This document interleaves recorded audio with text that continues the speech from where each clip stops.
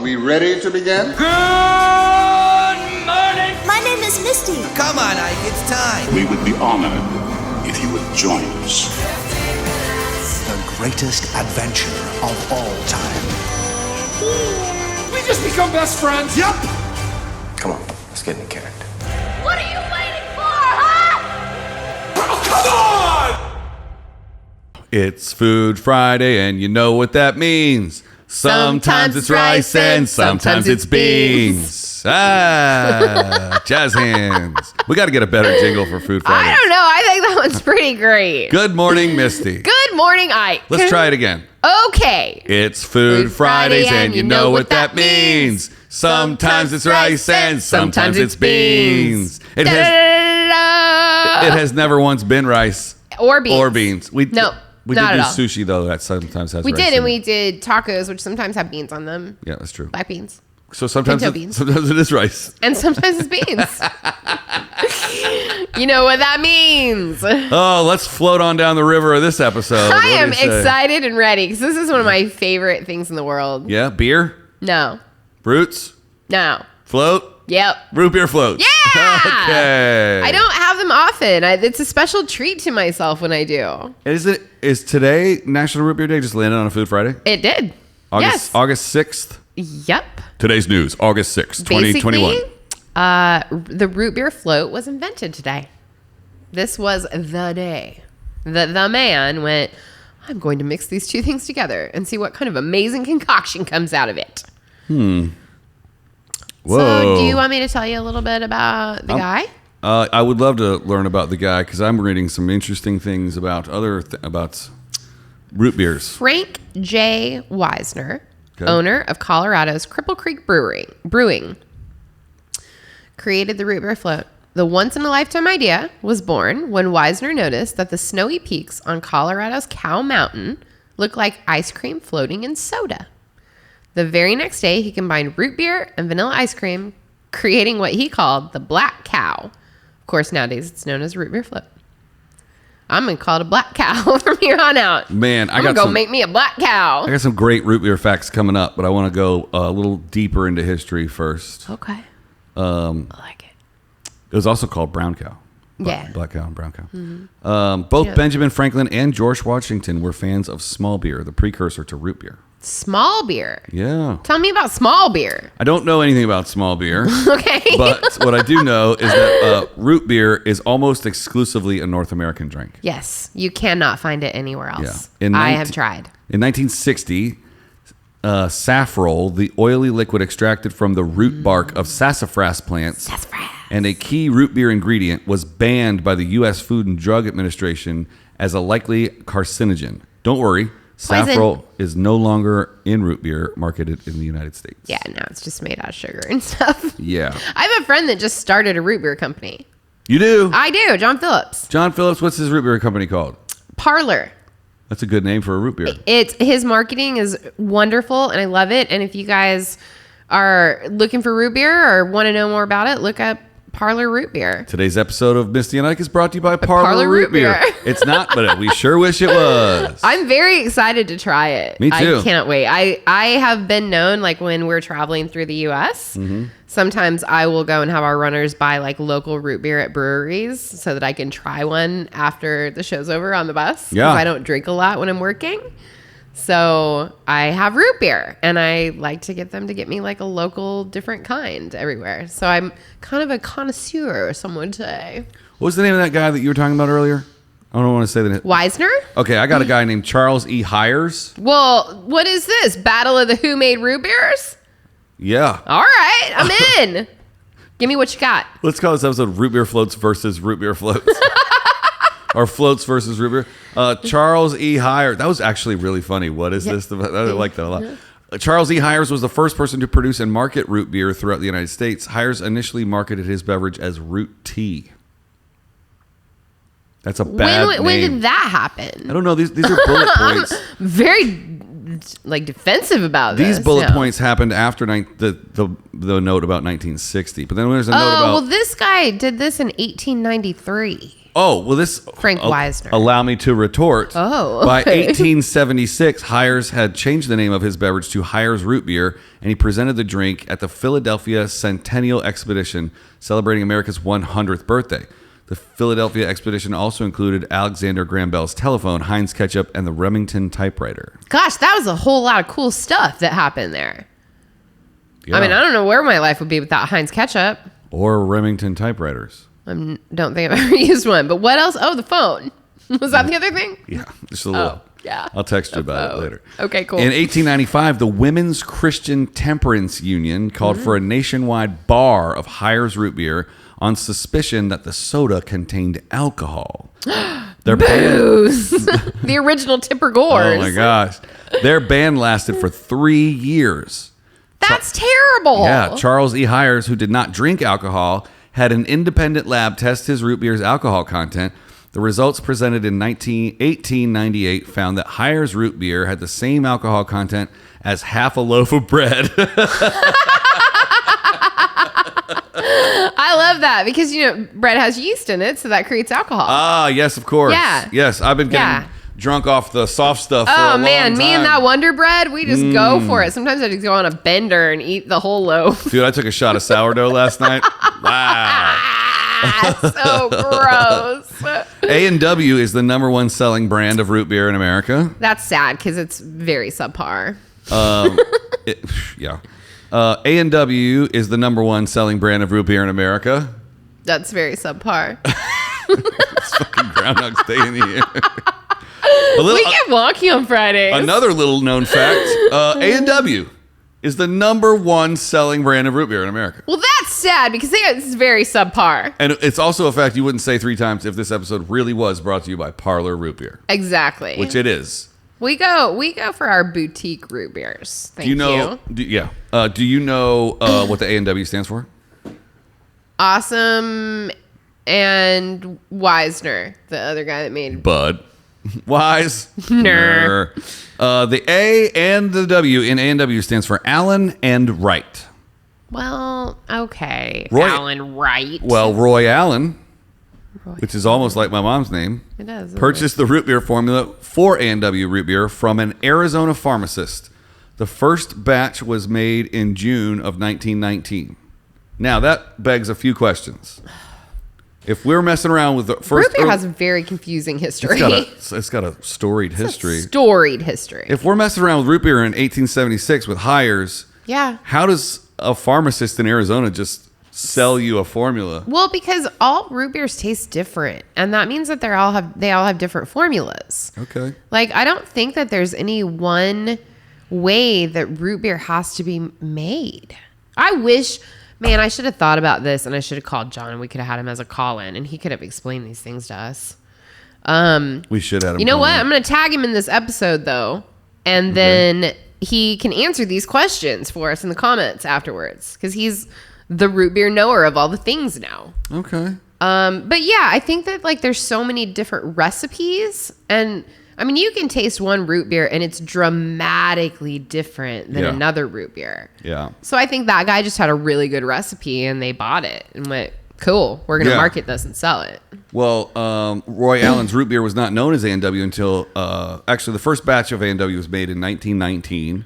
And Roy Allen's root beer was not known as A&W until 1922 when he began a partnership with Frank Wright, not to be confused with Frank the- Lloyd Wright. I was thinking. Is he the architect or the musician from Broadway? Flank Boyd Wright. Frank Lloyd Wright. Flank Boyd Wright is the architect, but I was also thinking of the guys that invented the plane, the Wright brothers. Wasn't one of them named Frank? Sure.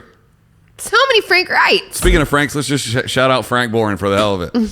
Hey, Frank. What's up, We Frank know friends? you're not listening. Frank. Frank let's friends. be frank. Let's be frank about it. Oh man, it's taking forever to get through this one point. He began a partnership there. with Frank Wright, one of the employees at Allen's roadside root beer stand in Lodi, California, just down the road. Dated a guy from there. Oh, okay. Boo, hiss, boo. Boo. By 1960, there were more than 2,000 A&W restaurants, more than the number of McDonald's restaurants which existed at the time. Yeah, I remember A&Ws. We had them in the Nuts. Midwest all over Can the you place. imagine trying to franchise out 2,000 restaurants in 1960 without No. email No. or cell phones? No. But you have to remember, I toured before there was GPS. You had pagers. We had atlases. And I remember going to like public libraries and printing off MapQuest directions. Excuse me? Yeah. Public libraries. Oh, okay. I thought you said library. Oh, I do not say libraries. Because you for sure just said library. I think it's Friday and I'm all hopped up on sugar. I'm crazy right now. We're going to public libraries. Public libraries. Those are the best libraries. Do you want to know? Yes, please get me off of this. I'm going to give you some weird variations. Okay. And I don't approve of any of these things. Just so that you know, if you're going to have a root beer float, you go Tillamook vanilla bean ice cream, which is the best vanilla ice cream in the world. And you go with... Did you say Tillamook? Yeah, Tillamook vanilla bean. Not vanilla No. bean ice cream. Tillamook does make the finest dairy products in the world. Yes, they do. This show brought to you by Tillamook. Actually it is, because a couple times a year I make Tillamook commercials. That is good. And you need to get me some mint chocolate chip ice cream from them then. I can get you all the strawberry you want. None of the crew wants that I stuff. don't like strawberry. Okay. Anyways, so here's some things that people have done to bastardize the idea of root beer floats. Wow. This makes me angry. Oh no. Coke float. Dude, Coke floats are the jam. Coke float can be made with Coca-Cola and vanilla ice cream. If you don't have enough sugar in your ice cream, put it in a vat of cocaine water. Ooh, I never thought of it that way. Look at the smile on your face, dude. Cocaine water. I like to pour cocaine water all over my ice cream sometimes. Do you remember that meme that came out not that long ago when they were introducing all the new flavors of Coke? And it was like, why do you keep coming out with orange Coke and whatever? Just put the goddamn cocaine back in it. Yes, please. It's what we've all been waiting Right. for. You already got us Now, hooked on it. This one I can partially back. Have you ever had Werner's ginger ale? Oh, you know I love a little ginger ale splash Me too. in my whiskey. Yeah. So Werner's is a very East Coast thing. You can't generally find it anywhere here. It's Yep. tough. So it's called a Boston Cooler. It's made with Werner's ginger ale and vanilla ice cream. It sounds like an 8th grade sexual term, like when kids in A the locker Boston room. Cooler. I'm gonna give them I'm gonna give her the Boston Cooler. or him. Well, I'm gonna give him the Boston Cooler. I'm gonna consensually gift someone a Boston Cooler if they're into it. Enthusiastic consent. Yay! Butterbeer. Okay, I back this one. This one doesn't make me mad. Oh, that's across the street at Hogwarts. The Harry Potter books introduced this concoction, which combines cream soda, condensed milk, and butterscotch. I've only been there is once tasty. to Hogwarts.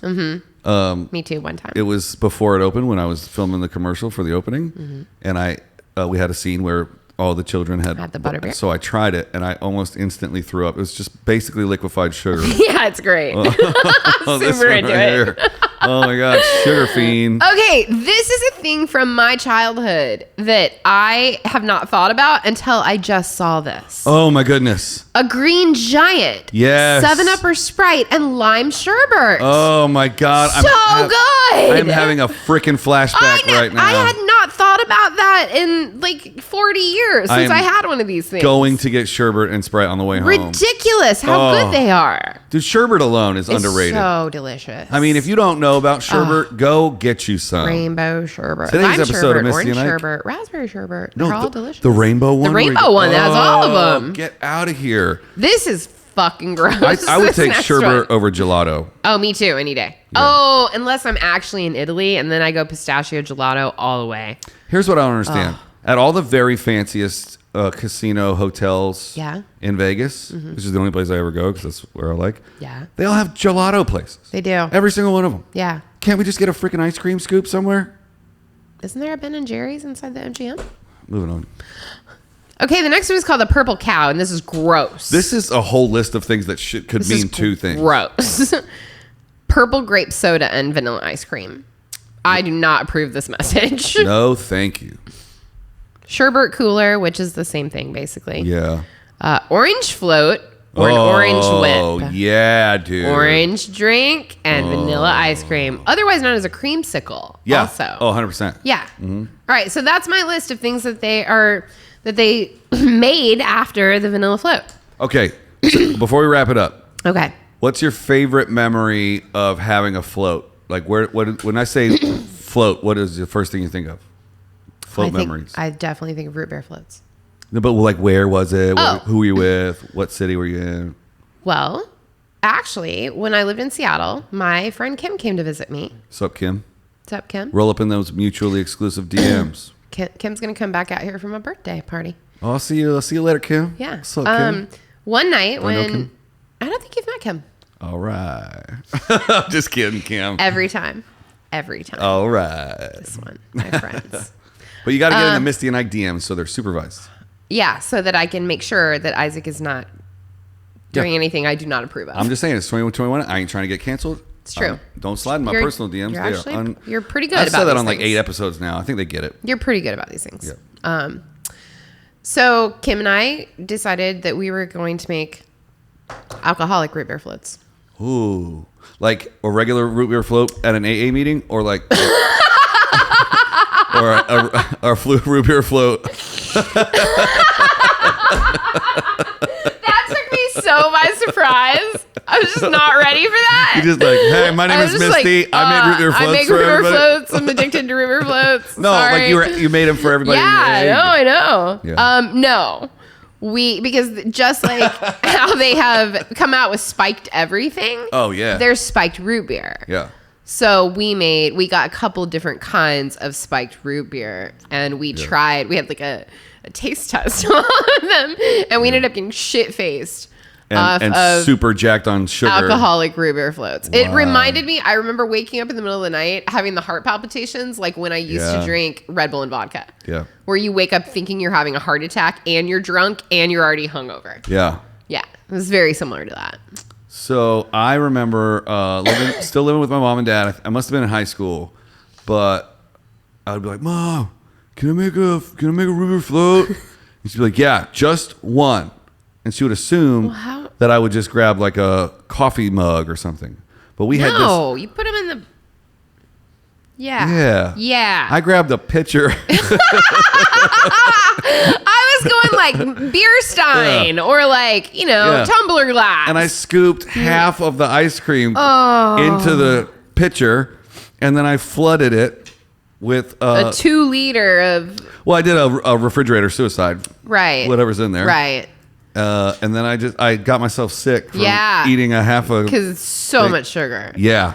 Let But it me was ask cool. you if you ever did this. Okay. And then we're at time, so we should probably end it. But Yeah, we got to do the wrap up, Saturday wrap up. right. So what I would do is I would do like, 2 scoops of vanilla ice cream, and then I would pour the root beer in it. But you know how it automatically mixes. Mm-hmm. So then like, so you eat whatever ice cream hasn't melted yet. Yeah. But then you go back and you get more ice cream and fill it up. So you like it when your ice cream melts?